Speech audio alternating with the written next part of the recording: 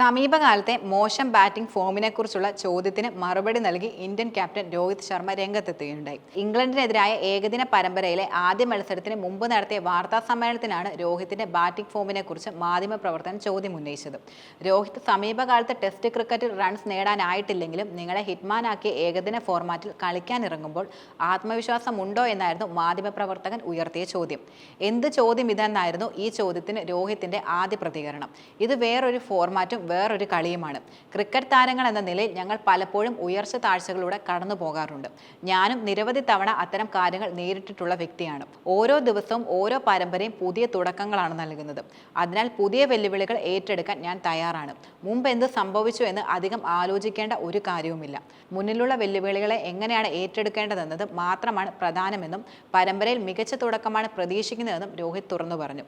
ഓസ്ട്രേലിയക്കെതിരായ test പരമ്പരയിൽ 5 ഇന്നിംഗ്സുകളിൽ നിന്ന് രോഹിത്തിന് 31 runs മാത്രമേ നേടുവാൻ കഴിഞ്ഞിരുന്നുള്ളൂ.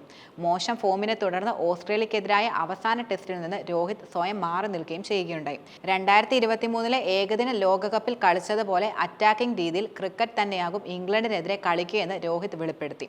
ടീമിൽ പരിചയസമ്പന്നരായ നിരവധി താരങ്ങളും നിലനിൽക്കുന്നുണ്ട്.